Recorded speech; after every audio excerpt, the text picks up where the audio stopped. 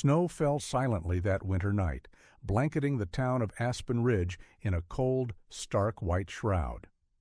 On the main street, the clock tower's hands pointed to 9 hours, and the digital thermometer outside the local general store flashed relentlessly. 10 degrees Celsius. The cutting wind swept through the empty streets, making the bare aspens dance a haunting ballet. On a bench covered in a thick layer of powder, 2 identical little figures huddled together beneath a thin, tattered blanket. Lily and Daisy, 5-year-old twins, clung tightly to each other, trying to share the tiny bit of warmth their frail bodies still produced. Their shoes, found in a church donation box 3 days prior, were soaked through, and their thin coats did little to shield them from the cold that seemed to pierce their skin and freeze their very bones. "I'm so cold," Daisy whispered, her lips turning a faint blue as she spoke. Her stomach growled, reminding them both they'd had nothing more than half a piece of stale bread since morning. "Shh, I know," Lily replied, pulling her sister closer. "Look, over there, that big house has lights. It must be warm inside." On the other side of the town center stood an imposing estate, a towering stone fortress from the Gilded Age. Its lit windows glowed in the darkness like golden eyes, and through them the girls could glimpse an interior that seemed straight out of a dream. Crystal chandeliers, thick carpets, elegant furniture, and the cozy warmth of several lit fireplaces. But what truly captured the twins' attention was a lone figure near the main window. An elderly woman in a wheelchair, her hair as white as the snow outside, remained perfectly still, gazing at the garden with distant eyes. She was Mrs. Eleanor Vanderbilt, the owner of the estate, though the girls didn't know her name. "She looks sad," Daisy observed, momentarily forgetting her own discomfort. "Just like Mom used to." Lily swallowed hard, fighting back the tears that threatened to fall. A week had passed since their mother had left them on that bench. "Wait here, my little ones," Beth had said, her voice trembling. "Mommy's going to find food and come right back." But she never returned, and the twins, too young to understand abandonment, kept waiting, surviving on the occasional kindness of strangers. Inside the mansion, Mr. Abernathy watched his employer with growing concern. In 30 years as the Vanderbilt family's butler, he had never seen her so lost in thought as she had been in recent months. Mrs. Vanderbilt spent hours in that same position, as if searching for something in the garden shadows that only she could see. "Madam," he approached gently, "it's getting quite late. The temperature has dropped considerably." She didn't respond immediately. Her wrinkled fingers were stroking an old golden brooch pinned to her wool blouse, a gesture Mr. Abernathy had noticed becoming more frequent lately. "You know, Abernathy," her voice came out low, almost a whisper, "sometimes I wonder how many sad stories exist beyond these walls. How many lives are out there, missing something." The butler adjusted the shawl around his employer's shoulders. "I'll check the weather before locking up for the night," he announced, heading to the main door. The icy wind slapped him like a harsh blow when he opened the heavy oak door. That was when he saw them, 2 small silhouettes, shivering violently on the bench in the town center. For a moment, Mr. Abernathy stood paralyzed. In 3 decades of service, he had learned to maintain discretion above all else, but the sight of those children stirred something in him stronger than his training. One of the girls coughed, a weak, painful sound that echoed through the silent night. The other clung to her even more tightly, and from that distance Mr. Abernathy could see their blue lips. Something inside him, perhaps the very feeling he had just heard in Mrs. Vanderbilt's voice, pushed him to make a decision. He knew his employer had her rules, her meticulously organized routine, her preference for solitude. But he also knew he couldn't, in good conscience, let those children freeze to death when there were empty rooms and warm fireplaces just steps away. With determined steps, he crossed the garden. The twins, noticing his approach, shrank back, a reflex they had learned on the streets. "Hello," he said softly, crouching down to their level. "My name is Mr. Abernathy. You two look terribly cold." We can't leave here," Lily replied, still holding Daisy protectively. "Our mom told us to wait." Mr. Abernathy felt his heart ache. "I understand, but how about we wait inside where it's warm, just until the cold passes?" The girls looked at each other, sharing a silent conversation only twins seem capable of having. Daisy coughed again, and seeing her sister shivering harder, Lily relented. "Is there food in there?" she asked quietly. "Yes," Mr. Abernathy answered with a gentle smile. "We've got hot soup in the kitchen and maybe even hot chocolate." As he guided the trembling little figures toward the estate, Mr. Abernathy wondered how he would explain this to Mrs. Vanderbilt. His employer did not like changes or surprises. Her days followed a precise routine, and visitors, especially children, were not part of it. But something told him tonight would be different. Perhaps it was the way the twins leaned on each other, reminding him of old photographs he'd seen in Mrs. Vanderbilt's dusty albums. Or maybe it was simply fate choosing this cold night to change the course of multiple lives. What Mr. Abernathy didn't know as he opened the door for Lily and Daisy was that this decision would not only save two children from the cold, it would also thaw the heart of a woman who had long ago stopped believing in new beginnings. On the other side of the window, Mrs. Vanderbilt watched the scene unfold, her fingers still stroking the old brooch. And for the first time in a very long while, something shifted in her gaze. The warmth of the estate enveloped the twins like an embrace after the biting cold outside. The entrance hall, with its marble floor and walls paneled in dark wood, seemed enormous to little Lily and Daisy. A crystal chandelier hung from the high ceiling, casting golden shadows that danced on the walls. "Wait here a moment," Mr. Abernathy requested, helping them remove their soaked coats. Their dresses, though dirty and worn, still retained a hint of dignity, as if preserving memories of better days. Daisy clung to her sister's hand when Mr. Abernathy walked away. The two remained exactly where he had indicated, like small statues, their wide eyes taking in every detail of the opulent surroundings. "Madam," Mr. Abernathy entered the room where his employer still gazed at the snow-covered garden. "Forgive my intrusion, but—" "You brought them inside," Mrs. Vanderbilt interrupted, her voice neutral. "It wasn't a question." "Yes, madam. They were nearly frozen." "And how old are they?" she asked, still not turning around. "About 5. They're twins." Something imperceptible changed in Mrs. Vanderbilt's posture. Her fingers, which had been stroking the brooch, paused for an instant. "Bring them here." Mr. Abernathy hesitated briefly. In 30 years, he had never seen his employer allow children into her private quarters. In fact, ever since her nurse quit the previous week, Mrs. Vanderbilt hardly allowed anyone inside besides him. The twins entered the room hand in hand, their hesitant steps leaving small puddles on the Persian rug.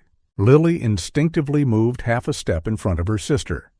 Mrs. Vanderbilt slowly turned her wheelchair around. Her face, lined with the years but still bearing traces of an old beauty, remained impassive as she studied the girls. Her deep blue eyes, which time had failed to dull, seemed to be searching for something in the identical faces before her. "Come closer," she said. Though her tone was firm, it sounded less cold than usual. The twins advanced cautiously. In the glow of the fireplaces, their pale faces and slightly purplish lips revealed the hours they'd spent in the freezing cold. "Which of you is which?" Mrs. Vanderbilt asked. "I'm Lily," replied the one standing slightly in front, "and this is my sister Daisy. Where is your mother?" Daisy squeezed Lily's hand, so Lily answered softly, "She said she'd be back." "When?" "It's been a week," Lily swallowed hard. "But she's coming back. She promised." Mrs. Vanderbilt exchanged a meaningful look with Mr. Abernathy. Their many years together allowed a silent communication that required no words. "Are you hungry?" she asked, surprising Mr. Abernathy with the gentleness in her voice. Both girls nodded timidly. "Abernathy, Please get some hot soup and hot chocolate, and dry towels." She paused, noticing the girls' wet dresses. "And see if we still have those old clothes in the attic. There might be something that fits them." Once Mr. Abernathy left, Mrs. Vanderbilt continued to observe the twins. There was something about them, maybe the way they stuck together, or how Lily protected Daisy, that sparked memories she had long buried. "Do you know how to read?" she asked suddenly. "Yes, ma'am," Lily replied. "Our mom taught us. Daisy is better at it than I am." A faint hint of a smile touched the old woman's lips. "See that book on the little table? Can you bring it to me?" Daisy released her sister's hand and moved toward the table. It was a book of stories, its pages yellowed by time.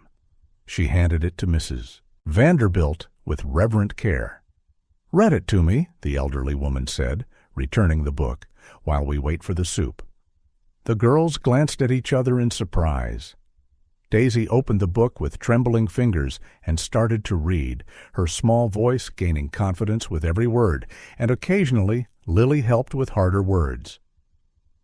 Mr. Abernathy returned with a tray to a scene he never imagined he would witness.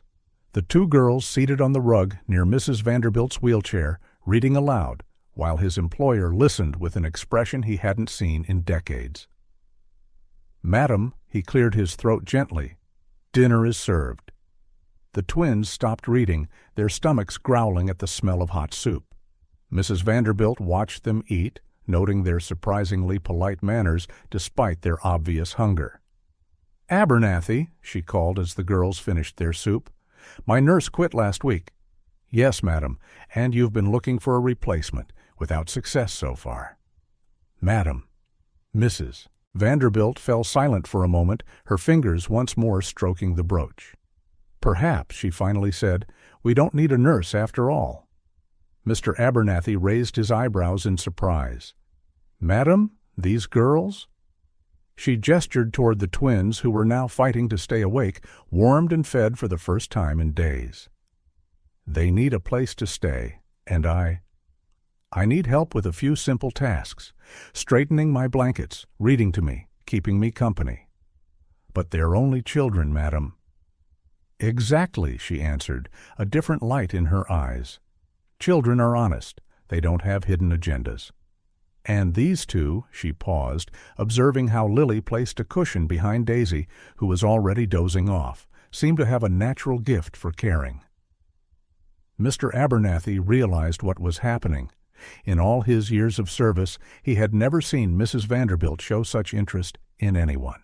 Something about these twins had touched a deep part of his employer, which he suspected was linked to that ever-present brooch. "Would you like to stay?" Mrs. Vanderbilt asked the girls directly. Lily, the only one still awake, looked at her with wide eyes. "You could help me during the day, and in exchange, you'd have a warm room, food, clean clothes." "What if our mom comes back?" Lily asked, her voice trembling slightly. "Then we'll know exactly where to find you," Mrs. Vanderbilt answered, her voice softening. "What do you think?" Lily looked at her sleeping sister, at the dancing flames in the fireplace, at the hot chocolate in her hands. Then, with a maturity far beyond her 5 years, she nodded. "Great," Mrs. Vanderbilt declared. "Abernathy, prepare the blue room for them, and tomorrow we'll take care of some proper clothes." As Mr. Abernathy carried the sleeping Daisy and guided Lily upstairs, Mrs. Vanderbilt turned her gaze back to the window. Snow was still falling outside, but inside the estate something had changed. A change she hadn't planned, but which somehow felt inevitable. Her fingers touched the brooch once more, and for the first time in years, Eleanor Vanderbilt felt something she had long forgotten: hope. Morning sunlight illuminated the Vanderbilt estate's conservatory, creating a kaleidoscope of colors through the century-old stained glass windows. Daisy knelt beside a crystal vase, her small hands moving with surprising gentleness among the flowers. 1 week in the mansion had transformed the twins. Their once pale cheeks now glowed with color, and their new clothes replaced the rags they wore when they arrived. "No, not like that," Daisy murmured to herself, moving a rose. Her keen eyes studied the arrangement with a seriousness that made Mr. Abernathy smile discreetly. "Where did you learn to do that, little one?" he asked, approaching with a watering can. Daisy bit her lip, focused. "I saw it in the paintings," she answered simply, pointing to the artwork on the walls. "Mrs. Vanderbilt has a lot of paintings with flowers. I watch how they're arranged." Across the mansion, Lily was helping Mrs. Vanderbilt organize an old bookshelf. The elderly woman, sitting in her wheelchair, pointed out which books should be dusted and put back. "This one is very special," Mrs. Vanderbilt remarked, picking up a leather-bound volume in blue. "They're stories I read when I was about your age." Lily took the book reverently, her eyes lighting up at the colorful illustrations. "Do you still like stories?" A nearly imperceptible smile touched the old woman's lips. "Very much, but my eyes aren't what they used to be." "I can read to you," Lily offered eagerly. "Mom used to say I'm a really good reader." A flicker of emotion crossed the elderly woman's eyes, an emotion she swiftly concealed. "I would like that," she answered softly. Days at the Vanderbilt estate followed a new routine. In the mornings, while Daisy tended the flowers, Lily helped Mr. Abernathy with Mrs. Vanderbilt's medication. The girl had an impressive memory for schedules and dosages, soon taking on the responsibility of reminding everyone when each medicine was due. In the afternoons, Mrs. Vanderbilt began showing the twins the mansion's hidden treasures. There was an entire room dedicated to antique dolls, each with its own story. Daisy was particularly enchanted by a porcelain doll dressed as a ballerina. "This one," Mrs. Vanderbilt explained, "came from France many years ago. It belonged to my grandmother." The girls absorbed every word with fascination, taking in not only the stories, but also the softer tone Mrs. Vanderbilt used whenever she spoke of the past. A particularly special discovery happened when Mrs. Vanderbilt took them to the attic. Among old trunks and covered furniture, they found a collection of vintage dresses. "Look, Lily," Daisy exclaimed, holding a blue silk dress against her body. "It looks like a princess dress." Mrs. Vanderbilt watched the girls try on old hats and gloves, and for the first time in years a laugh escaped her lips, a sound that made Mr. Abernathy, downstairs, drop the tea tray in sheer amazement. At night a new tradition emerged. Lily discovered by accident that Mrs. Vanderbilt had trouble sleeping. Insomnia had plagued her for years, keeping her awake through the night. "My mom always sang to us at bedtime," Lily mentioned one night, adjusting the elderly woman's blankets. "Want me to sing for you?" Mrs. Vanderbilt hesitated for a moment, then nodded. Lily's sweet voice filled the room with an old lullaby, and for the first time in decades, the elderly woman fell asleep without her sleeping pills. As the days passed, Mr. Abernathy noticed small changes. Hallways, once silent, now echoed with soft footsteps and barely contained laughter. The conservatory, which had been more like a stagnant display of neglected plants, now thrived under Daisy's care. Mrs. Vanderbilt was changing too. Her orders, once curt and direct, now came with please and thank you. She started taking her tea in the conservatory, watching Daisy work with the flowers. In the afternoons, she could be found in the library, listening to Lily read out loud, occasionally correcting a tricky word. One afternoon, while Daisy was arranging a new bouquet, she began to hum a tune. Mrs. Vanderbilt, who sat nearby in her wheelchair, suddenly became very alert. "Where did you learn that song?" she asked, her voice trembling slightly. "Lily taught me," Daisy said, adjusting a daisy. "She says our mom used to sing it when we were babies." Mrs. Vanderbilt fell silent for a long moment, her fingers touching something on her blouse the girls could not see. "Come with me," she said at last. "I want to show you something." Mr. Abernathy, watching from a distance, noticed a shift in his employer's tone. It was as though she had made an important decision, one he suspected would forever change life in the estate. As they followed Mrs. Vanderbilt down the hall, the twins holding hands as always, the butler sensed that winter was finally melting away, not just outside, but in the hearts of those who lived within the Vanderbilt estate. Mrs. Vanderbilt guided her wheelchair into her personal bedroom, a space the twins had not been fully allowed to explore. It was an elegant room with walls in soft sea-green wallpaper and antique mahogany furniture gleaming in the afternoon light coming through tall windows. "Lily, sweetheart," Mrs. Vanderbilt called, positioning her chair in front of an old vanity. "Could you brush my hair while we talk?" Lily picked up the silver brush with a sculpted handle, an item that seemed to have its own story to tell. Gently, she began running it through the elderly woman's silver hair, just as her mom had taught her. 100 strokes for a lady's hair, Lily murmured to herself, focused on the task. Daisy, ever curious, wandered around the room, admiring the various objects. Her eyes lingered on the old photographs on the walls, the perfume bottles on the vanity, the neatly arranged books on the shelves. "What did you want to show us?" Daisy asked, stopping at an antique mahogany cabinet. Mrs. Vanderbilt smiled faintly, watching the girl in the mirror's reflection. "There's something kept in that cabinet. There's a little hidden door at the bottom." Daisy knelt down, her small fingers quickly finding the latch. With a soft click, the door opened, revealing a hidden compartment. Inside was a music box, resting on a piece of faded blue velvet. "May I?" Daisy asked, her eyes shining with fascination. Mrs. Vanderbilt nodded, her expression softening as she watched Daisy's careful handling of the box. It was a beautiful piece of dark wood, inlaid with mother-of-pearl in delicate rose patterns. On the lid, golden letters formed the initials E.V. "It belonged to my grandmother," Mrs. Vanderbilt explained, her voice heavy with memories. "Eleanor Vanderbilt, the first. I was named after her." Lily paused in her brushing, absorbing the story. "So your name is also Eleanor Vanderbilt?" "Yes," the elderly woman said. "And my grandmother, she loved flowers as much as our little Daisy does." Daisy, still holding the box reverently, found the small golden key on its side. With a smooth motion, she turned it 3 times. A crystalline melody filled the room, Clair de Lune, as if the music manifested memories in the air. "That song," Lily whispered, her eyes widening. "Our mom sang that to us." Mrs. Vanderbilt went very still, only her fingers moving slightly, as though conducting an invisible orchestra.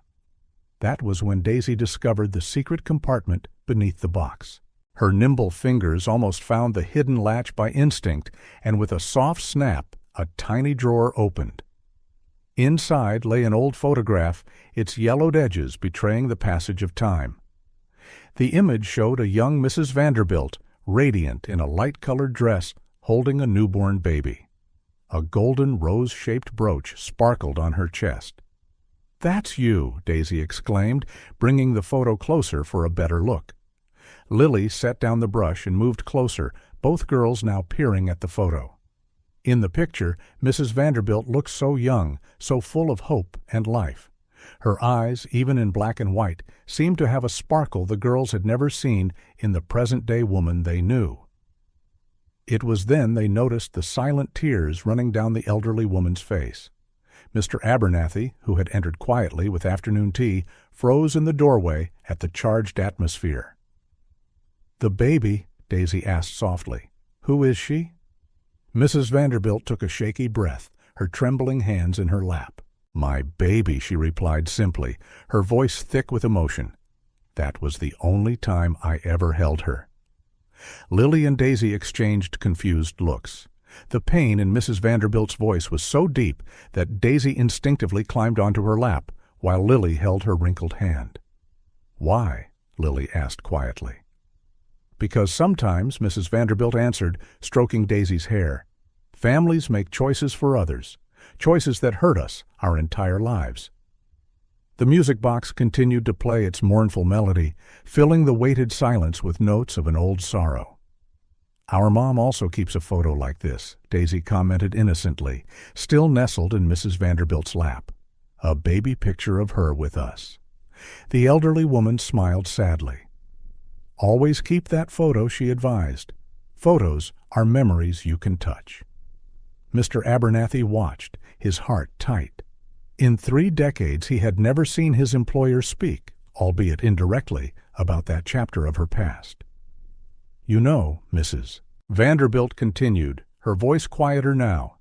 "Every object tells a story. This music box, for instance, belonged to my grandmother." She stopped abruptly. Daisy, shifting on her lap, had caused a little cloth pouch to slip from around her neck, revealing its contents on the carpet. Shining against the dark rug was a golden brooch, identical to the one Mrs. Vanderbilt wore in the photograph. The silence that followed was deafening. Even the music box seemed to hush its melody. Mrs. Vanderbilt locked her gaze on the brooch, her breathing visibly altered. Mr. Abernathy stepped forward, worried by her sudden pallor. "That brooch," she began, but her voice faltered. "It's our only family heirloom," Lily explained, picking it up from the floor. "Our mom said it was really important, that we should always keep it with us." Mrs. Vanderbilt extended a trembling hand, barely touching the piece, as though afraid it might vanish at any moment. "Abernathy," she called, her voice barely above a whisper. "Abernathy, do you see this?" The butler approached, his own composure shaken when he recognized the jewelry. It was impossible not to. It was identical to the one Mrs. Vanderbilt had clung to for 50 years, ever since that day that changed her life forever. "Yes, madam," he replied softly. "I see it." The twins looked on, not fully understanding, but sensing that something important was happening. "It's a very pretty brooch," Daisy offered, trying to ease the sudden tension. "Yes," Mrs. Vanderbilt answered, finally touching the piece with her fingertips. "It's very special, more special than you can imagine." Mr. Abernathy realized his employer needed a moment. "Girls," he called gently, "how about helping in the kitchen? Martha is making chocolate cookies." Though reluctant, the twins followed him, leaving Mrs. Vanderbilt alone with the old photo, the music box, and a brooch that, after 50 years, was dragging back memories she thought she'd lost forever. When Mr. Abernathy returned a few minutes later, he found his employer still staring at the brooch, silent tears streaming down her face. "Is it possible, Abernathy?" she asked, not lifting her eyes. "After so long?" The butler didn't reply. Some questions are too heavy for an immediate answer. Some truths need time to fully emerge. Outside, dusk began to fall, painting the sky in shades of pink and gold, the same colors of the brooch that, like a long-lost key, was beginning to unlock doors that had been shut for 50 years. The Vanderbilt estate slept under the night sky, but a light still burned in the second-floor library. For the 3rd consecutive evening, Mr. Abernathy found Mrs. Vanderbilt awake late, poring over old diaries and documents yellowed with age. "More tea, madam?" he offered, noting the deep circles under her eyes. Mrs. Vanderbilt merely nodded, her fingers trembling slightly as she turned the pages of an old journal. On the table in front of her, several open boxes revealed their contents: old letters, official documents, and newspaper clippings. 50 years of meticulous searching. "I found this," she said softly, handing Mr. Abernathy a piece of paper. It was a hospital note, dated 1975. "It's from where everything happened." Mr. Abernathy took the document carefully. In 3 decades of service, he had never seen his employer so openly sift through these memories. "You need rest," he suggested gently. "The girls will notice your exhaustion in the morning." The mention of the twins made Mrs. Vanderbilt lift her eyes from the diary. "They sleep so peacefully, Abernathy. So innocent." Her voice shook. "Like my baby slept that single night I had with her." Mr. Abernathy set down the tea tray and allowed himself to sit, something he rarely did in her presence. But tonight was different. Tonight, 50 years of silence seemed about to break. "Tell me," he asked simply. "Mrs.?" Vanderbilt closed the diary in her lap, her fingers tracing its worn cover. "I was 18, she began, her voice barely above a whisper. "It was a different time, Abernathy. Getting pregnant out of wedlock was unforgivable." She paused, lost in memories. My family sent me to a rest home as soon as my pregnancy became obvious. They said it was for my own good, to avoid scandal. A bitter laugh escaped her lips, as if the real scandal wasn't what they did afterward. Mr. Abernathy poured more tea, giving her time to collect herself. She was born on a winter night, Mrs. Vanderbilt continued. So tiny, so perfect. They let me hold her just once, for that photo, you know. Her hands shook as she lifted the cup. When I woke up the next morning, they had taken her away. And the brooch? Mr. Abernathy asked gently. It was all I could leave with her. I took it from my own dress and placed it beside the baby when they let me hold her. The other one stayed with me. A silent promise that one day we'd find each other. Mr. Abernathy watched as she unconsciously touched the brooch on her blouse, a gesture he had seen thousands of times, yet only now did he fully understand its meaning. I spent decades searching for her, Abernathy. Hired detectives, combed adoption records, followed every lead. She gestured at the boxes spread across the library. It's all here. 50 years of searching without answers. The butler thought of the twins sleeping upstairs, of the brooch they carried identical to his employer's, of coincidences that felt too perfect to be mere chance. And now, Mrs. Vanderbilt continued, her voice trembling, 2 little girls show up at my door, fleeing the cold, carrying the only object that could prove that might mean. She couldn't finish. Mr. Abernathy stood to fetch a handkerchief, but a noise at the door caught his attention. Daisy stood there, eyes wide with sleep and worry. "Are you crying?" the little girl asked, stepping into the room. Mrs. Vanderbilt quickly wiped her tears. "No, dear, I'm just tired." "When I'm sad," Daisy said, approaching the wheelchair, "Lily sings to me. Do you want me to wake her?" Mr. Abernathy saw his employer swallow hard, clearly fighting to maintain composure. "That's not necessary, little one. It's late. You should be sleeping." "Can I sleep here with you?" Daisy asked, already climbing into the elderly woman's lap. "Just for a little bit." Before anyone could answer, the child had settled, her sleepy eyes heavy. Mrs. Vanderbilt remained still for a moment, then slowly began to stroke her hair. "Abernathy," she called softly after a few minutes. "Look." Daisy had dozed off, and in her sleep she was instinctively clutching the brooch around her neck, exactly as Mrs. Vanderbilt clutched her own every night, a gesture Mr. Abernathy had witnessed for years. "The same movements," she whispered, silent tears trailing down her cheeks. "She sleeps the same way." Mr. Abernathy approached with a blanket, covering Daisy gently. "I'll prepare your room, madam. You need to rest, and she too." But Mrs. Vanderbilt made no move to leave. She stayed there, cradling Daisy quietly, as though trying to reclaim 50 years of missed embraces through the little one fate had brought to her door. On the desk, the open diary revealed a single line, written in the trembling handwriting of a young mother 50 years earlier. "My love, wherever you are, the brooch will be our link. One day, it will bring us back together."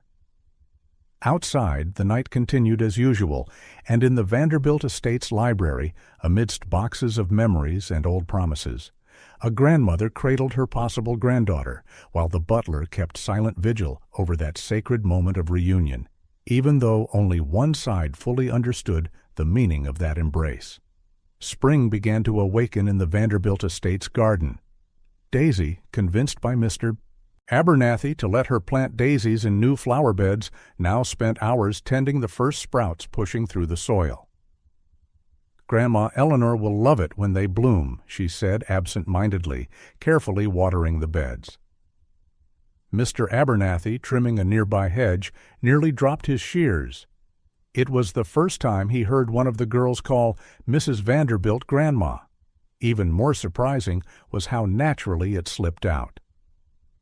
In the conservatory, Lily was reading aloud to Mrs. Vanderbilt, as they did every morning. The elderly woman watched the child intently, noting small gestures that seemed so familiar.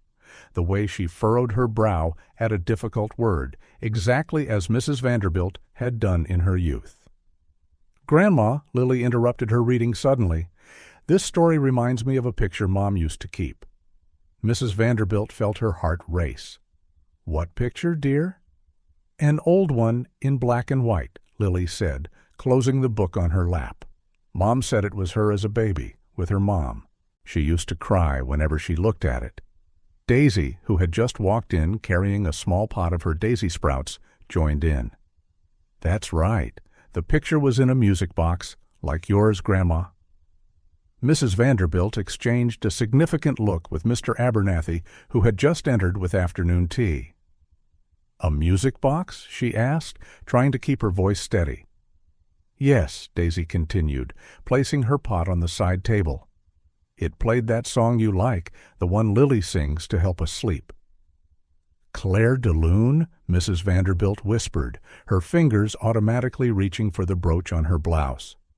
"That's it!" Lily exclaimed. "Mom said it was a special tune her mom used to sing when she was a baby." Mr. Abernathy observed his employer closely, seeing how she struggled to maintain composure. In 3 decades of service, he had learned to read every nuance of her expression. "And that box?" Mrs. Vanderbilt asked softly. "Where is it now?" The girl's smiles faded. "It was left at home," Lily answered quietly. "When Mom left us on that bench, she only took the photo. She said she needed it." Daisy climbed into Mrs. Vanderbilt's lap, as she always did when she sensed the elderly woman's sadness. "But now we have you, Grandma, and your music box is even prettier." Mrs. Vanderbilt hugged the child, hiding the tears that were beginning to form. Lily joined the embrace from the other side of the wheelchair, and for a moment time seemed to stand still in the Vanderbilt Estates conservatory. Mr. Abernathy backed away quietly toward the door, his heart heavy with emotion. The coincidences were too many. 2 identical brooches, 2 similar music boxes, an old photograph, even the girl's small gestures mirroring those of his employer. Later that night, after the twins had gone to bed, Mrs. Vanderbilt summoned Mr. Abernathy to the library. "They called me Grandma today," she said, her voice trembling slightly. It felt so natural. "Yes, madam. I noticed with Daisy in the garden. Abernathy," she continued, turning her wheelchair to face him, "do you recall the music box I gave along with the brooch?" "How could I forget, madam? It was the only thing you managed to leave with the baby. It was unique," Mrs. Vanderbilt emphasized, "made especially for my grandmother in Paris. There was no other like it." A weighted silence fell, and the song, Abernathy, Claire de Lune.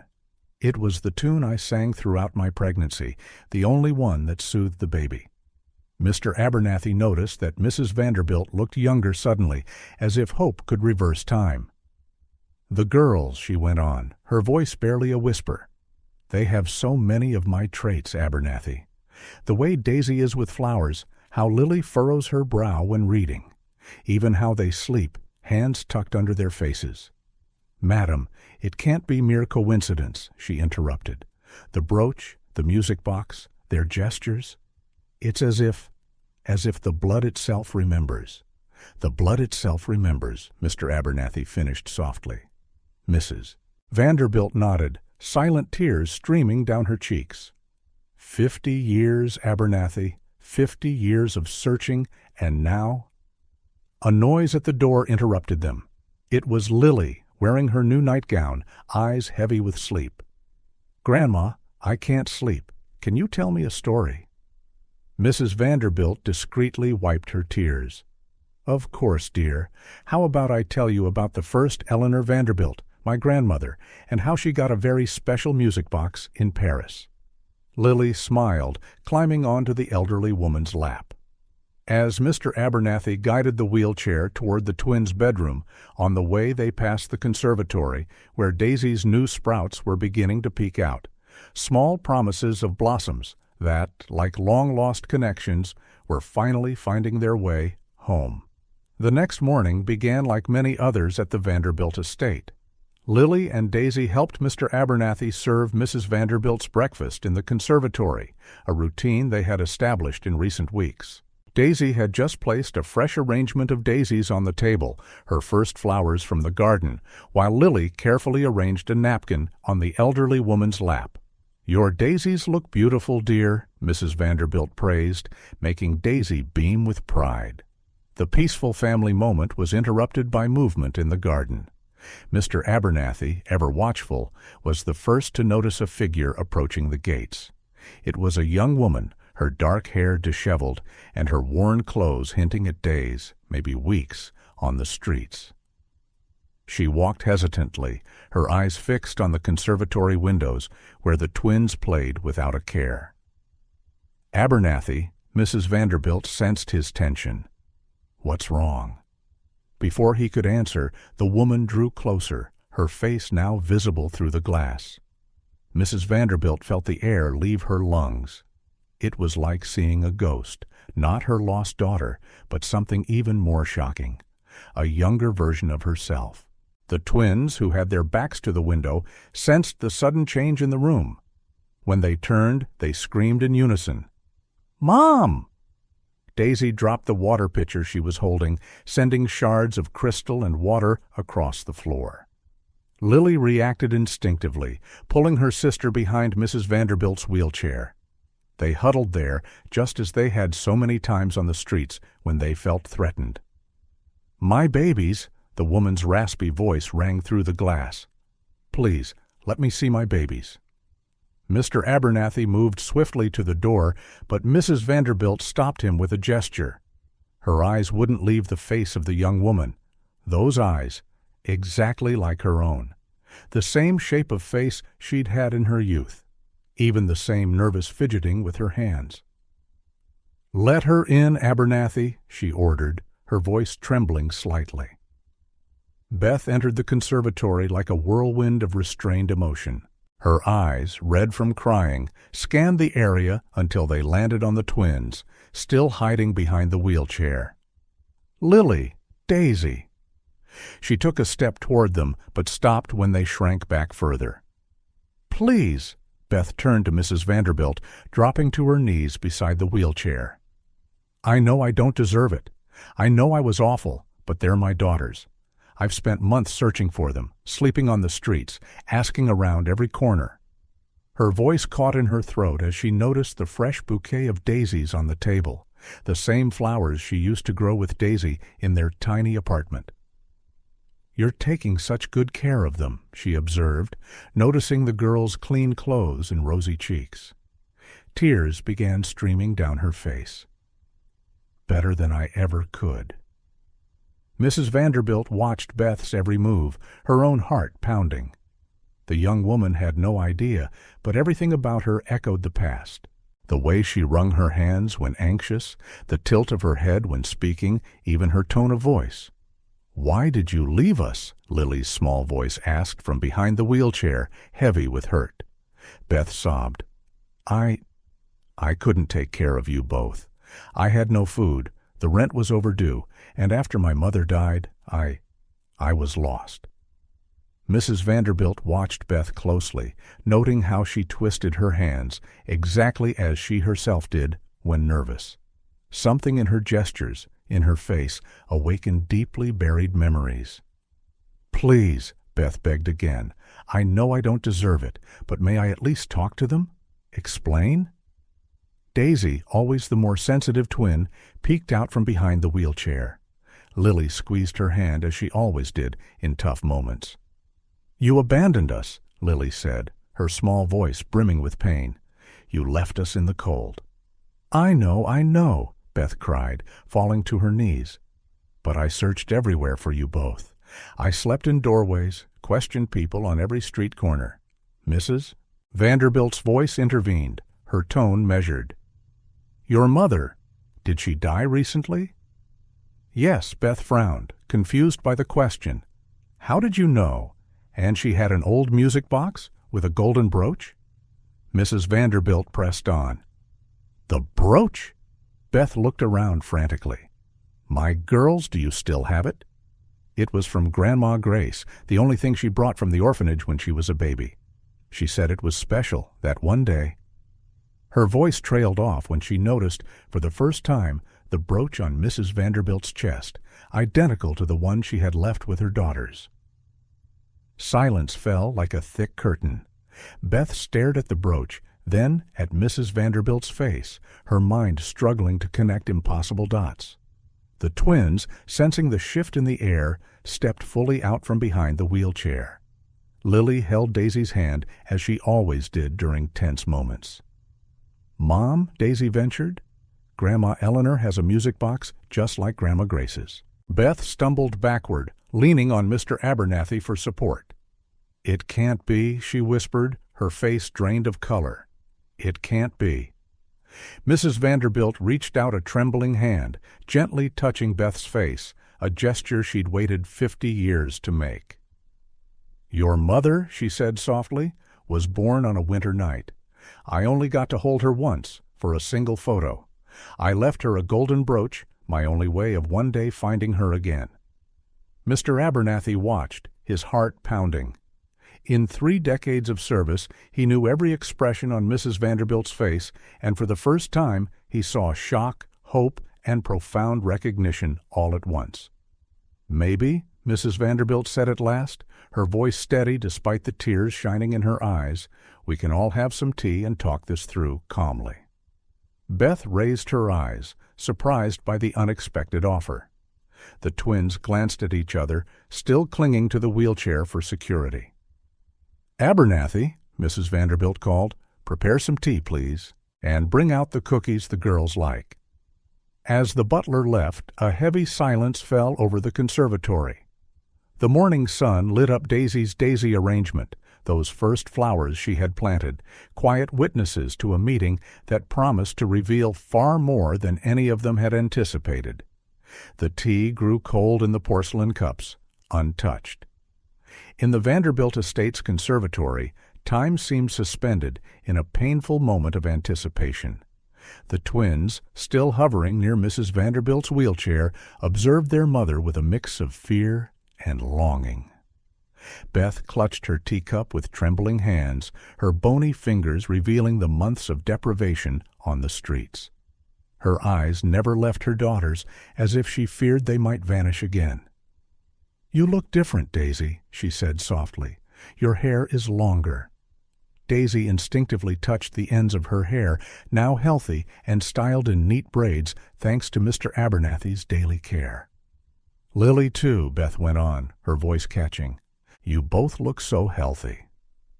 "Mrs. Vanderbilt takes care of us," Lily answered, her tone still guarded. "She'd never leave us out in the cold." Beth flinched as though struck. Her hands dove into the worn pockets of her coat, searching for something. "I know I don't deserve forgiveness," her voice quavered, "but I need you to understand. To know about your grandmother."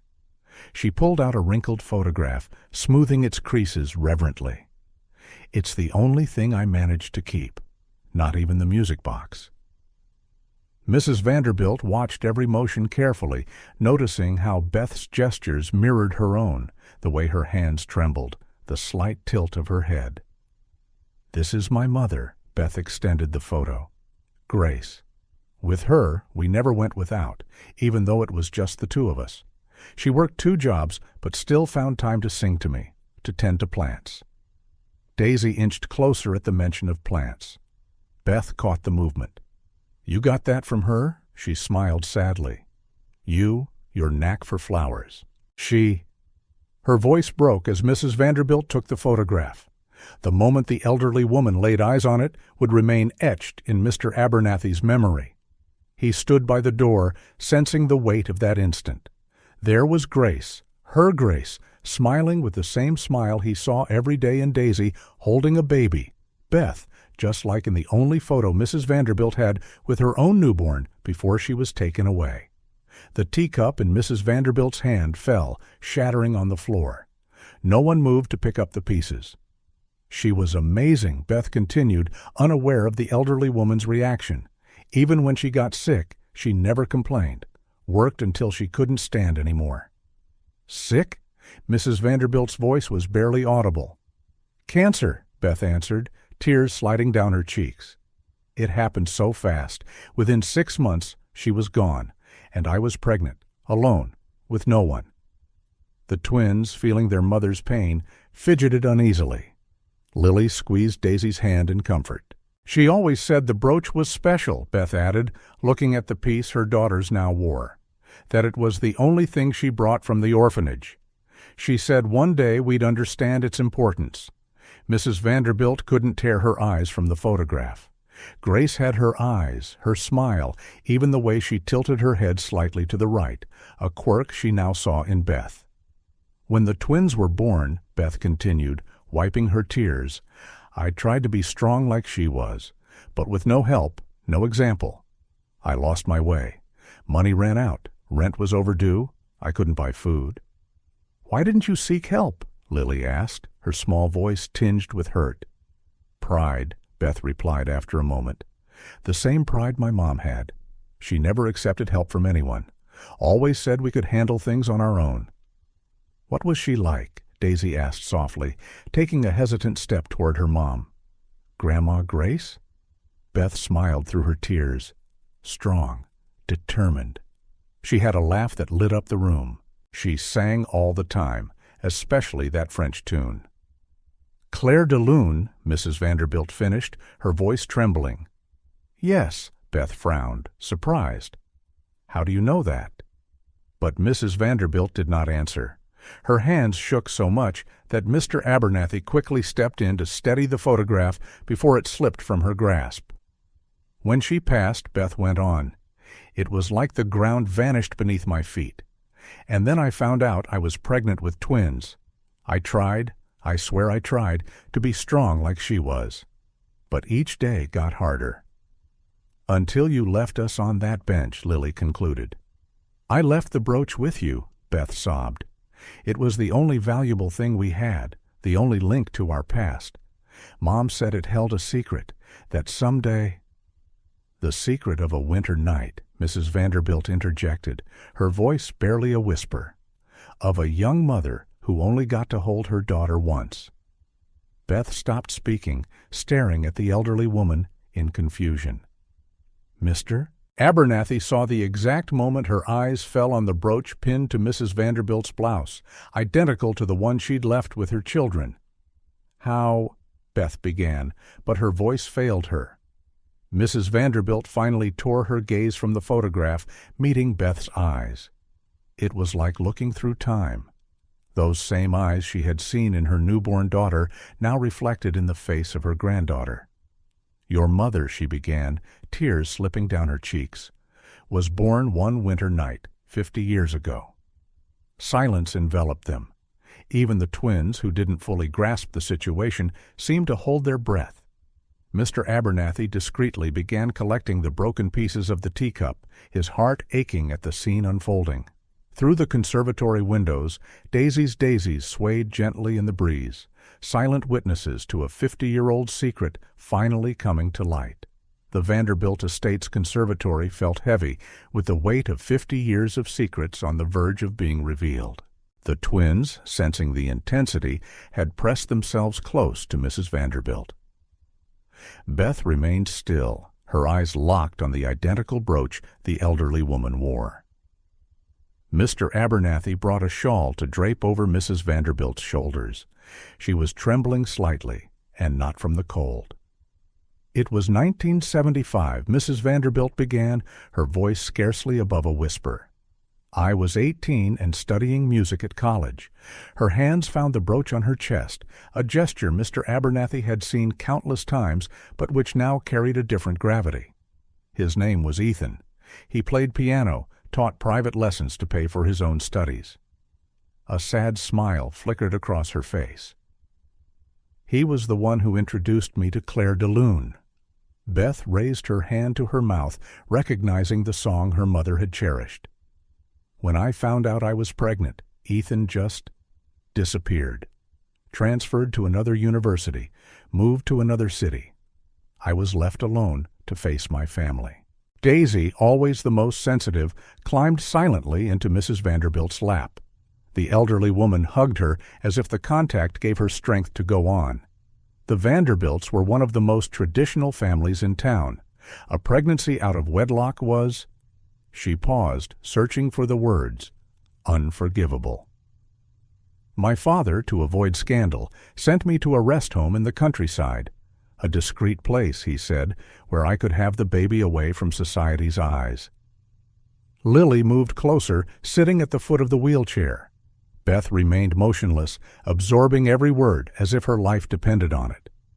The pregnancy was lonely, Mrs. Vanderbilt continued, but in a way, happy too. I sang every night, and the baby. She moved so much when I sang Clair de Lune. Just like Mom did for us, Daisy whispered, making Beth sob quietly. She was born on a winter night. Mrs. Vanderbilt closed her eyes, the painful memories surfacing vividly. So tiny, so perfect. They let me hold her just once, for a single photo. Her trembling fingers reached into a small pouch on her wheelchair, pulling out the same photo the twins had found in the music box days earlier. Before they took her, her voice broke. I managed to pin the brooch to her blanket. It was all I could leave her, a piece of my heart, a silent promise that one day. Beth took the photo with shaking hands. It was the same scene she had seen hundreds of times in her own picture, her mother as a newborn with a golden brooch pinned to the blanket. When I woke up the next morning, Mrs. Vanderbilt continued. She was gone. My family had arranged the adoption without my consent. They said it was better that way, that I was too young, that I could move on. But you never forgot, Lily said softly. Never, Mrs. Vanderbilt confirmed. I spent 50 years looking for her, hired detectives, scoured adoption records, followed every clue. But I never found anything. Beth was weeping openly now, tears falling onto the photo. Mom always said the brooch was special, she whispered, that someday we'd understand why. She spent hours just staring at it, like she was trying to remember. Babies remember, Mrs. Vanderbilt said gently.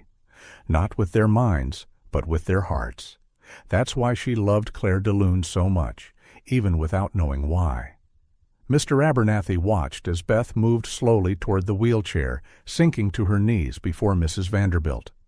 Their eyes, identical, were wide with dawning comprehension. The brooch, Beth touched the piece on Mrs. Vanderbilt's chest with trembling fingers. All this time, it was a message, a promise.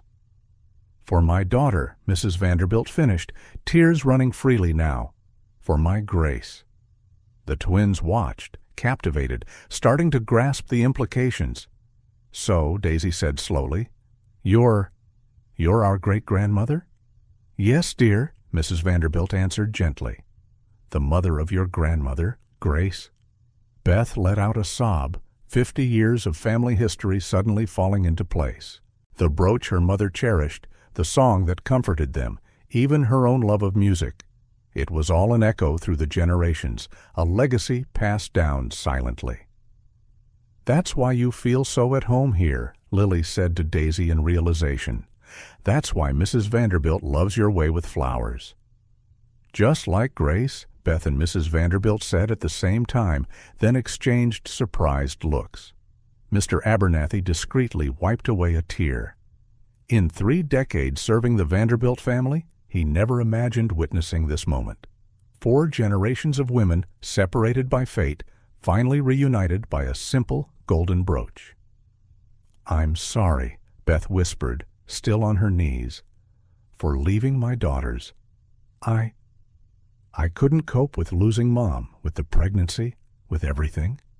Sometimes Mrs. Vanderbilt responded softly, touching her granddaughter's cheek. The choices we make out of fear lead us exactly where we need to be. Lily and Daisy, moving as one, embraced their mother for the first time since her return. Beth wrapped her arms around them, sobbing. Can we? She hesitated, looking at Mrs. Vanderbilt. Can we stay? All of us? The elderly woman smiled through her tears, opening her arms to include Beth in the embrace she already shared with the twins. This was always your home, she said, even when we didn't know it. Mr. Abernathy watched a moment longer before leaving quietly. In the conservatory, Daisy's daisies swayed in the breeze as if celebrating the moment. He smiled, thinking how fate can take strange turns to correct its own mistakes. 50 years, 2 generations, and 1 golden brooch later, the Vanderbilt family was finally whole.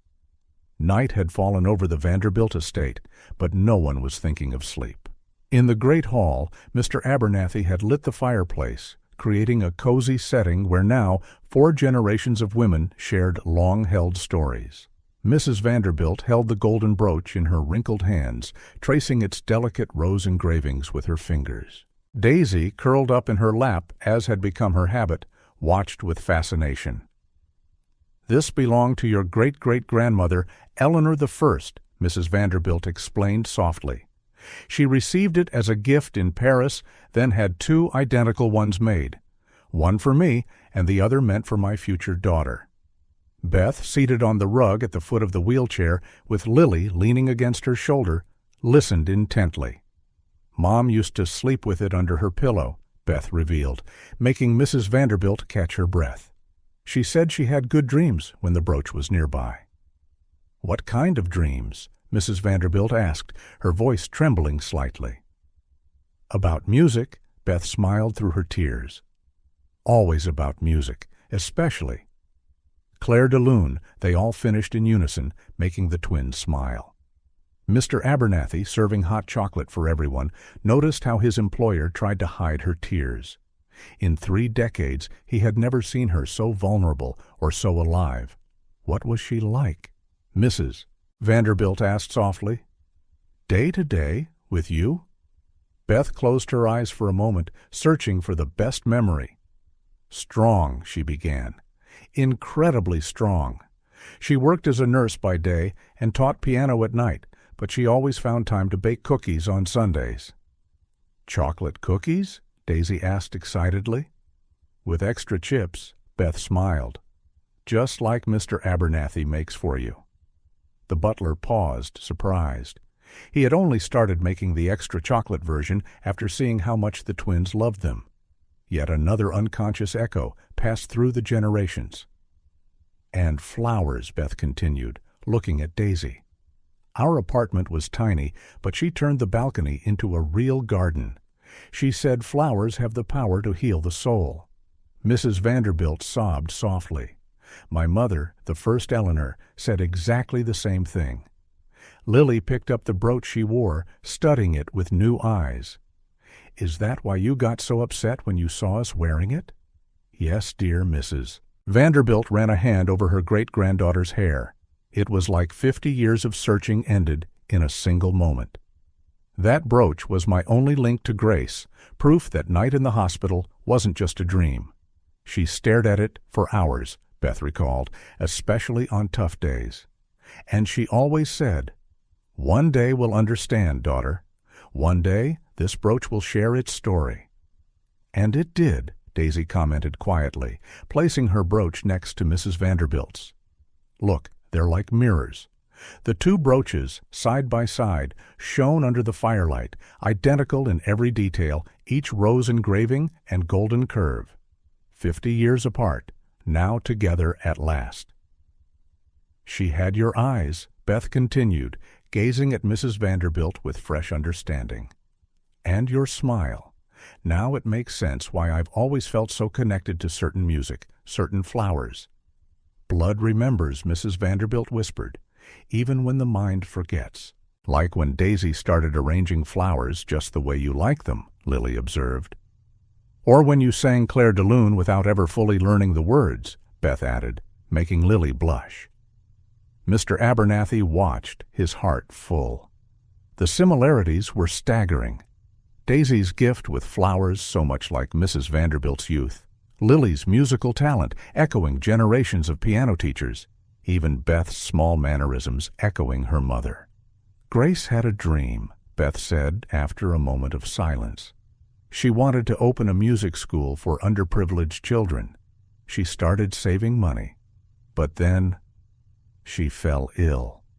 Mrs. Vanderbilt squeezed her granddaughter's hand. "We can make that dream come true," she said softly. In her memory. Beth looked at her grandmother with wide eyes. "How? You would do that?" "Grace was my daughter," Mrs. Vanderbilt answered, her voice breaking. "Even though I never got to raise her, even though I lost all those years, she was always mine. And through you, through the twins, I can finally know her." Daisy picked up both brooches and, in a gesture as natural as breathing, pinned one on Beth's dress and returned the other to Mrs. Vanderbilt. "Now we're all connected," she said simply.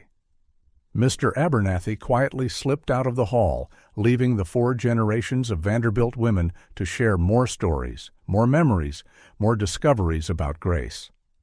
Outside, in the garden, Daisy's daisies gleamed under the moonlight like small stars, bearing witness to the moment a circle broken 50 years before finally closed.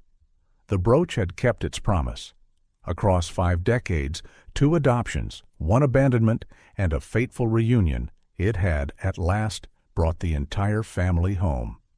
The Vanderbilt estate awoke to a new reality in the weeks following all these revelations. Autumn arrived slowly, painting the garden leaves in shades of gold and red, as though nature itself wished to mark the start of this new chapter. Beth, still bearing the visible marks of her months on the street, spent hours lurking in the mansion's corridors, watching her daughters interact with Mrs. Vanderbilt. Her thin, tense body revealed her inner conflict between wanting to draw closer and the weight of guilt she still carried.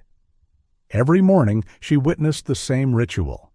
Lily, surprisingly gentle for a 5-year-old, helped Mrs. Vanderbilt with her breakfast. The little girl knew the routine perfectly. First the medications, then a cup of tea with 2 teaspoons of sugar, toast with strawberry jam on Tuesdays and Thursdays, oatmeal with honey on the other days. "Grandma likes it when I blow on her tea 3 times before I hand it to her," Lily explained one day to Mr. Abernathy, who smiled at the realization that Mrs. Vanderbilt had done that same gesture in her youth. Meanwhile, Daisy had turned the conservatory into her personal kingdom.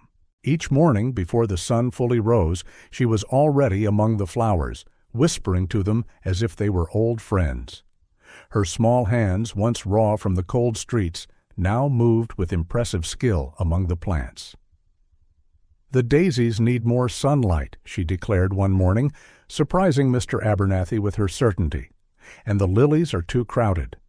The butler, who had served 3 generations of Vanderbilt women, recognized in her the same innate gift Mrs. Vanderbilt had shown in her youth, and which, from Beth's stories, Grace also possessed. During one of these mornings of quiet observation, the first real change happened. Beth, who until then had kept her distance, noticed Lily struggling to reach a medicine bottle on a high shelf. "Let me help," she offered, her voice shaking with nerves. Lily froze for a moment, then nodded slightly. Beth grabbed the bottle and, on impulse, began reading the label aloud. 2 drops in the morning, with breakfast," she recited, instantly recalling how her mother had taught her to handle medications for patients. "How do you know that?" Lily asked, her curiosity momentarily dispelling her caution. "Your Grandma Grace," Beth replied softly, "was a nurse. She taught me to read medicine labels before I could even read storybooks." Mrs. Vanderbilt, watching the scene from her chair, felt her heart clench. Another tiny insight into her lost daughter's life. She not only cared for others, but also passed along that knowledge. The mansion's physical transformation began with the conservatory. Mr. Abernathy hired specialized artisans to restore the Art Nouveau stained glass panels that had been hidden behind heavy drapes for decades. When light shone through the colorful panes once more, creating patterns across the marble floor, Daisy was enchanted. "Mom, look!" she exclaimed, forgetting her shyness with Beth for a moment. "The lights look like dancing flowers." "Just like in our old apartment," Beth answered softly. "Your Grandma Grace used to hang crystals in the kitchen window to create the same effect." Mrs. Vanderbilt, who now spent increasing amounts of time in the conservatory, raised her eyebrows with interest. She liked light and color? "Very much," Beth smiled, lost in thought. Even though our apartment was small, she always said, "Color and light don't take up space. They fill your soul." "Like you, Grandma," Daisy observed, repositioning a vase of daisies. "You always talk about that, too." The restoration spread throughout the mansion. Mr. Abernathy supervised every detail, consulting old photos to recreate the house's original splendor. The East Wing, chosen to house Beth and the twins, underwent a complete makeover. "This wallpaper," Mr. Abernathy said as workers peeled away old layers in Beth's future room, "was the mansion's original pattern. I found a roll in the attic with a note from the first Billionaire Vanderbilt." Beneath the wallpaper, they discovered a surprise: small, hand-painted roses on the walls. "My goodness," Mrs. Vanderbilt gasped when summoned. "My mother used to talk about these. She said the first Eleanor painted them for her daughter. Just like Grandma Grace painted my room when I was a baby," Beth murmured, touching the designs reverently. The kitchen, Mr. Abernathy's territory for 3 decades, also underwent change. Beth began appearing early in the morning to help prepare breakfast, bringing with her memories of her childhood breakfasts. "Mom always added cinnamon to the oatmeal," she explained one day, helping Mr. Abernathy. She said it was the secret to starting the day with love. "Mrs. Vanderbilt does the same," Lily exclaimed from the doorway where she watched the adults work. The twins' rooms took on distinct personalities. For Daisy, Mr. Abernathy oversaw the installation of special shelves with lights for her plants. During the renovation, they discovered a set of antique pots in the attic. "They belonged to my grandmother," Mrs. Vanderbilt explained when the pots were cleaned up. "She brought them from Paris when she got married." "Grandma Grace had one just like this," Daisy noted, holding a blue porcelain pot, "but it broke when we moved the last time." "It wasn't just like it, dear," Mrs. Vanderbilt gently corrected her. "It was this one. It must have been among the things I left with her that night." Lily's room was transformed into a small musical haven. Mr. Abernathy discovered a vertical Steinway piano in one of the mansion's many closed-off rooms, an heirloom from the first Billionaire Vanderbilt. "It'll need restoration," he admitted, "but its sound is still lovely." While the piano restorer worked, they found old sheet music stored inside. Among them were several copies of Clair de Lune, some with handwritten notes. "These markings," Beth said, studying the notes. "They look exactly like Mom's handwriting." "That's my handwriting," Mrs. Vanderbilt revealed, her voice shaking. "I used to make notes on those scores when I studied piano." Grace must have picked up the same habit unknowingly. The connections kept surfacing in the smallest details, like when they discovered both Beth and Mrs. Vanderbilt organized books by color, not author, or that Daisy shared the same strawberry allergy as her great-grandmother. The library underwent a special renovation. Mr. Abernathy hired carpenters to install new shelves, creating specific spaces for each resident's books. During construction, they found an old collection of French fairy tales. "It was my favorite childhood book," Mrs. Vanderbilt recalled upon seeing the collection. "I used to imagine reading it to my daughter someday. Mom read these stories to me every night," Beth revealed, turning the yellowed pages. In French, even though she didn't speak the language. She said the tales sounded more magical that way. The music room became the mansion's lively heart. While cleaning, Mr. Abernathy discovered a set of vinyl records carefully stored in an antique cabinet. All classical music, he explained, dusting off an old Victrola. Mrs. Vanderbilt once collected them. "Mom, too," Beth exclaimed, scanning the albums. She had a small but cherished collection. She'd play Debussy to fall asleep. Lily, exploring the room with growing curiosity, found a box of handwritten sheet music in the cabinet's depths. "Look, Grandma, it has your name on it." Mrs. Vanderbilt took the yellowed papers with trembling hands. They were her own youthful compositions, written during her pregnancy. "I composed for her," she said softly, "for Grace. Every night I'd sit at the piano and let the music express everything I couldn't say." Beth drew nearer, her eyes fixed on the manuscripts. Mom composed 2 small pieces. Nothing too elaborate, but she always said they were for me. Daily routines settled in naturally. Mornings began early with Daisy tending her plants while Mr. Abernathy and Beth prepared breakfast. Lily assisted Mrs. Vanderbilt with her morning routine, a ritual that became more cherished each day.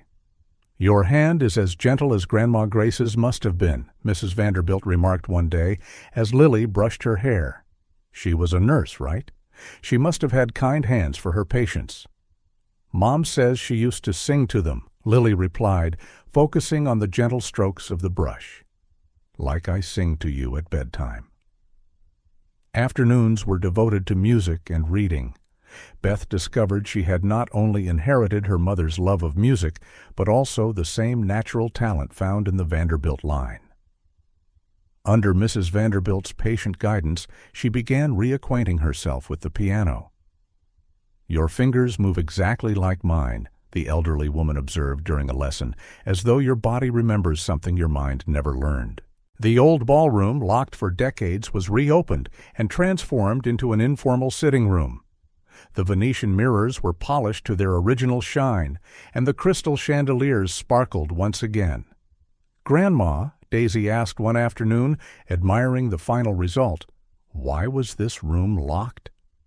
Mrs. Vanderbilt hesitated, her hands moving to her brooch, an emotional reflex they all recognized by now. It was in here," she finally said, "that I found out I was pregnant with Grace during a spring dance. After they took her away, I couldn't step inside again." Beth, fluffing cushions on a nearby sofa, froze at that. "Mom once told me her happiest moment was discovering she was pregnant with me," she said. "Said she danced alone all night out of pure joy." Mr. Abernathy, watching from the doorway, noted how the 4 generations of Vanderbilt women seemed linked by invisible threads of shared memories, some clear, others carried silently in their blood. The most significant transformation took place in the attic. While sorting through crates, they found trunks of old clothes, from the first Eleanor Vanderbilt down to a young Mrs. Vanderbilt. Among them, a box of hats caught Beth's eye. "That smell," she murmured, opening one of the boxes. "Lavender and vanilla." "My mother's perfume," Mrs. Vanderbilt said from the attic door where Mr. Abernathy had wheeled her in. She kept little sachets of lavender and vanilla in all her boxes. "Grace did the same," Beth replied, tears silently falling. "All our clothes smelled like this." The twins, rummaging through other trunks, found a collection of porcelain dolls. "Look, Mom," Daisy exclaimed, holding one dressed in blue. "It's just like the one Grandma Grace gave me on my birthday."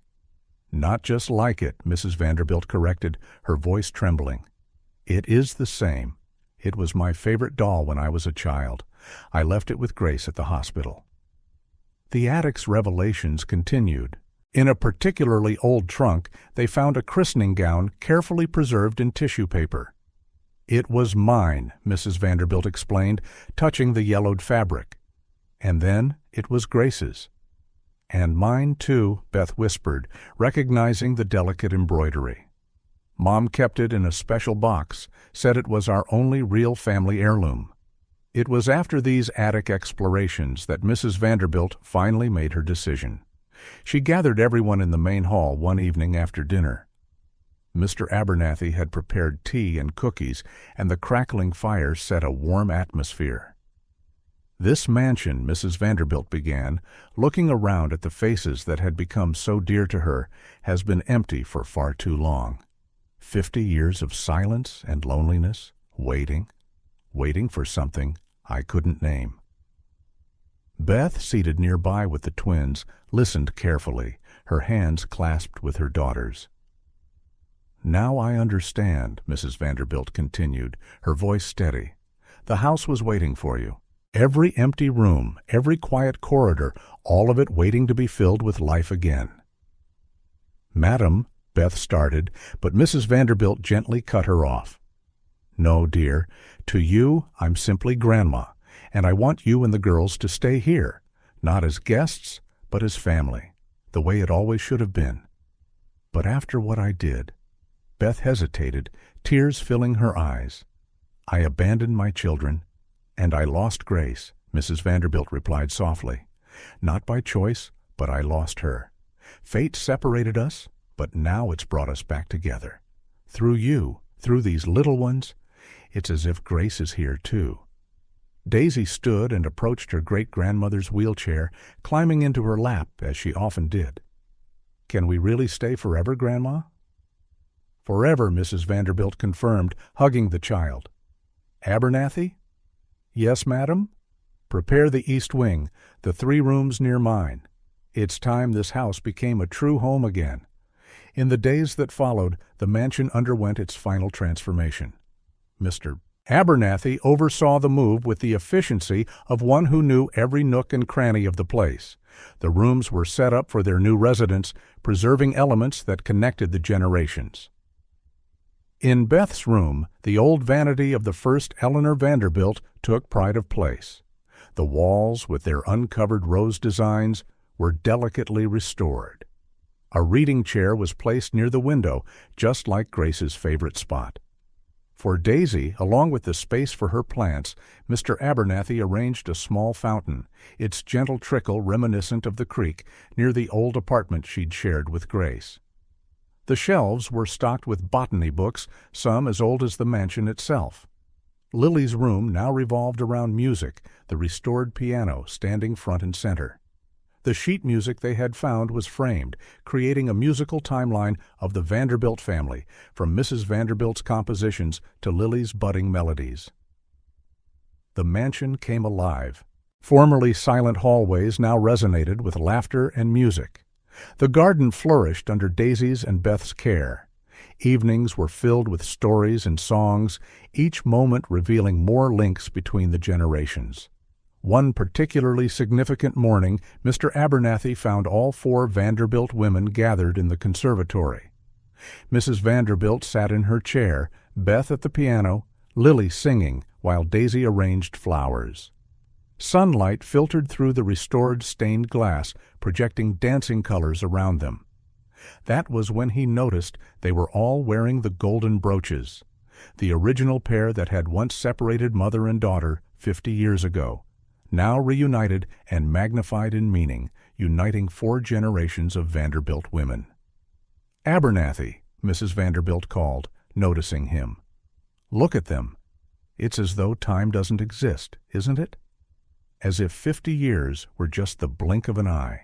The butler smiled, taking in how Beth played Claire de Lune on the piano, Lily sang with the same sweet tone Grace must have had, and Daisy arranged flowers exactly like her great-grandmother had in her youth. "Time doesn't exist for certain things, madam," he replied gently. "Love, music, flowers. Some legacies are eternal." The Vanderbilt estate, for so long merely an empty shell of old sorrow, had finally become what it was always meant to be. A home where past and present coexisted in harmony, where 4 generations of women rediscovered bonds that even 50 years of separation could not sever. And each night, as the final notes of Claire de Lune echoed through now vibrant corridors, it was as though Grace were also there, smiling through the generations, finally at peace, seeing her family reunited exactly as destiny had always intended. Life settled into a rhythm at the Vanderbilt estate. In the months that followed, winter was beginning to bow out, taking with it the last traces of the loneliness that had once haunted those halls. Mornings now began earlier. Beth, slowly regaining her health and confidence, was always the first to wake. Mr. Abernathy would find her in the kitchen before dawn, preparing tea with the same meticulous care her mother had once shown. "Grace said tea requires attention," she explained one morning, measuring the leaves carefully. "Like a patient. Each one needs the right timing." "Just as Mrs. Vanderbilt always says," Mr. Abernathy remarked, watching her. She spent hours teaching the staff to prepare her morning tea properly. Beth smiled at yet another similarity discovered. Her body, once so worn down by life on the streets, was gradually regaining strength. Regular meals and the comfort of a real home worked wonders not only for her physical health, but also for her soul. Daisy was the second to rise, eager to check her plants before breakfast. The conservatory, now her personal domain, blossomed under her devoted care. She had taken to talking to each bloom as she watered them, exactly as Mrs. Vanderbilt had done in her youth, another generational echo in which no explanation was needed. The orchids look different today, she noted one morning, frowning exactly as Grace used to. They miss the sunlight. Your Grandma Grace said the same thing, Beth replied, helping her daughter move the pots. She always understood plants better than any botany book. It was Lily's job to wake Mrs. Vanderbilt each morning. Initially a necessity, it had become a treasured ritual. The little girl entered her great-grandmother's room quietly, drew the curtains to let in the morning light, little by little, and then began to hum softly. Always Claire de Lune, the tune that flowed in the Vanderbilt bloodline. "Did you know, Mrs.?" Vanderbilt said one morning, as Lily helped her with her robe, that when Grace was a newborn in the hospital, she only settled down. "If I played that song?" Lily paused, absorbing yet another piece of her family's history. Mom used to sing it to us when we were babies, but she didn't know the words, only the melody. "Because that's how Grace used to sing it to her," Mrs. Vanderbilt added softly. Some things the heart remembers, even when the mind forgets. Their days found a comfortable structure. After breakfast, while Daisy tended her flowers and Lily practiced piano, Beth helped Mrs. Vanderbilt with her correspondence, a task Mr. Abernathy once handled, but which had naturally passed to the granddaughter. "Your handwriting," Mrs. Vanderbilt observed one day, as Beth addressed envelopes, "looks just like mine at your age, slanted to the right, with soft curves." Beth looked up, surprised. Mom always teased me about it, said it seemed too old-fashioned for someone so young, because it was the handwriting she had seen on the few documents I managed to leave with her, Mrs. Vanderbilt explained, tears glimmering in her eyes. Another thing that survived through time without our knowledge. Afternoons were for music and storytelling. The newly restored music room, once silent and dusty, was filled with life. Lily displayed a natural gift for the piano, her small hands gliding across the keys with the same grace Mrs. Vanderbilt once had. Beth, relearning the instrument, often paused mid-piece, struck by a sudden memory. "Mom used to play this part differently," she would say, her hands instinctively finding the variation Grace had introduced years ago, a unique interpretation Mrs. Vanderbilt now learned from her granddaughter. Evenings, however, were the most cherished. After dinner, they all gathered in Mrs. Vanderbilt's room, a habit that started naturally and soon became tradition. Beth would sit on the rug by the wheelchair, the twins curled up beside or in her lap, or busy playing on the plush carpet. It was then that stories of Grace flowed most freely. Beth shared her childhood memories, baking cookies together on Sundays, bedtime stories, small yet meaningful gestures of love. Even as Grace juggled 2 jobs, she never stopped hoping she'd find her family, Beth revealed one night, her voice thick with emotion. She rarely talked about it, but sometimes I'd catch her looking at the brooch as if it might speak its secrets. "And it did," Daisy said sleepily, fingering the brooch she now wore. "It brought us home." Mr. Abernathy, who often lingered under the pretense of tidying something, observed how these nightly conversations healed old wounds. He saw how Mrs. Vanderbilt clung to every new detail about her lost daughter, how Beth gradually replaced her guilt with a resolve to do better, how the twins blossomed under the love of 3 generations of women. The mansion itself seemed to respond to the presence of a reunited family. Once austere corridors now displayed the twins' drawings, potted plants in corners, and the sound of music through open windows. What once was just a big, empty house now felt like a living, breathing home. Subtle signs of healing appeared in everyday details, like Beth's discovery that she fit perfectly into Mrs. Vanderbilt's old dresses, just as Grace had, or the way Daisy, without prompting, began arranging flowers precisely as her great-grandmother had half a century ago. One especially poignant night, as they all shared stories in Mrs. Vanderbilt's bedroom, Lily started playing a tune on the small piano they'd moved there. It was an original composition, blending elements of Clair de Lune with something entirely new. "It's for Grandma Grace," she explained shyly, "so she knows we're all together now." Mrs. Vanderbilt wept quietly. Beth embraced her. Daisy fell asleep to the piano's notes. And Mr. Abernathy, watching from the door, realized that some miracles take 50 years to happen, but when they do, they heal not only the present, but also the entire past. The Vanderbilt estate, which had once been a monument to loss and isolation, had finally become what it was always meant to be.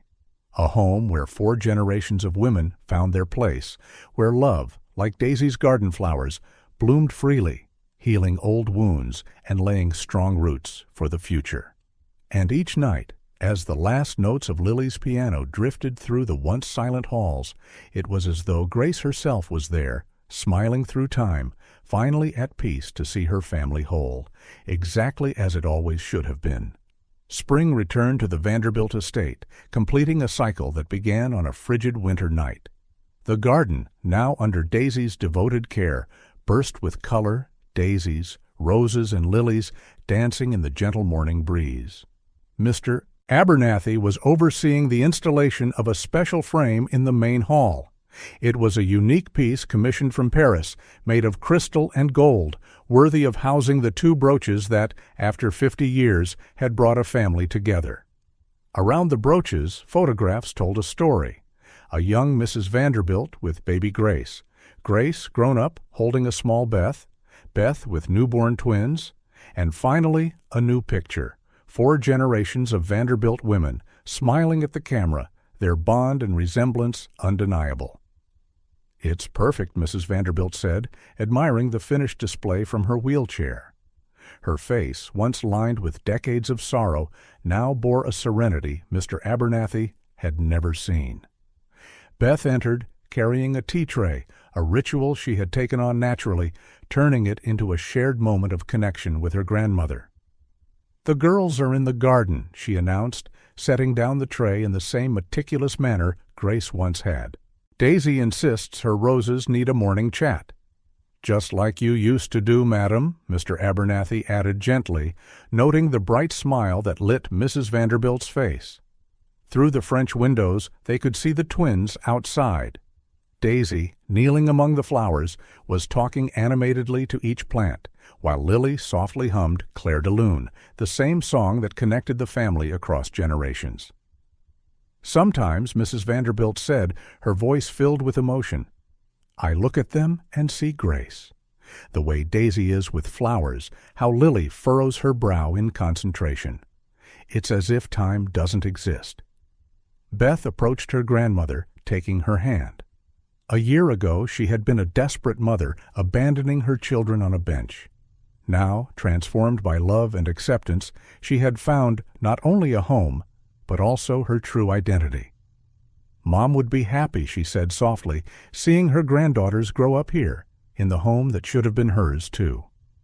"She is here, Mrs." Vanderbilt replied, squeezing her granddaughter's hand. "In every flower Daisy plants, in every note Lily plays, in every gesture of yours that reminds me of her." Mr. Abernathy watched with a full heart. The mansion, which for so long was merely a hollow vessel of old memories, now pulsed with new life. The corridors, once so silent, now echoed with children's laughter, music, and friendly chatter. The walls that had once witnessed deep sorrow now hosted daily moments of joy. He recalled the night he'd found the twins shivering in the cold. Who would have guessed that those 2 little figures would bring about such change, that his simple act of compassion would set off a chain of events capable of healing 50 years of pain? The afternoon wore on lazily, the sun casting golden shadows through the restored stained-glass windows. The twins returned from the garden, bringing with them the scent of blossoms and the energy of youth. "Grandma," Daisy called, rushing to show what she was carefully holding. "Look what I found in the garden." It was a tiny rosebud, small yet resilient, growing alone in a far corner of the grounds. "It's from that old rose bush you planted a long time ago," Daisy explained proudly. "The one you told me once belonged to the first Eleanor Vanderbilt." Mrs. Vanderbilt touched the bud gently, tears running silently down her cheeks. "I thought it died years ago," she whispered. "How did it survive all this time?" "Some things are too strong to die," Lily commented wisely, sitting at her great-grandmother's feet. "Like family love." Nightfall came softly to the Vanderbilt estate. As usual, the twins took it upon themselves to help Mrs. Vanderbilt prepare for bed, a task that had evolved from obligation into a cherished expression of love. "Can I sing the new song I learned?" Lily asked while assisting with the robe. "The one you composed," Daisy chimed in, plumping the pillows as she did her plants. "Of course, my dears," Mrs. Vanderbilt smiled, watching how the two coordinated their efforts in perfect harmony. Beth appeared at the door, carrying a cup of evening tea Grace used to brew. She paused to take in the scene. Her daughters tending to their great-grandmother so lovingly, Lily's gentle melody filling the room, and Daisy's floral scent wafting from the bedside table. Mr. Abernathy, on his final rounds for the evening, also stopped to observe. The family he'd served for 3 decades was finally complete. The circle, broken one winter night half a century ago, was now closed on a spring evening. Settled in her bed with the twins' help, Mrs. Vanderbilt gazed at a newly hung photo on the wall, one of all 4 together, each wearing the shining golden brooch, identical smiles lighting their faces. "You know," she said quietly, as Lily began to play her new composition, "sometimes we have to be lost in the cold to find our way home." Daisy, sleepy, snuggled beside her. "But now we'll never be cold again, right, Grandma?" "No, my darling," Mrs. Vanderbilt replied, embracing the child as Lily played, and Beth watched with tears in her eyes. "Now we have the real treasure. We have each other." Mr. Abernathy closed the door gently, leaving the family to their private moment. Outside, stars shone above the Vanderbilt estate, and in the garden that tiny rosebud prepared to bloom, another promise that some bonds are too strong to break, some loves too deep to forget, and some treasures too precious to remain lost forever.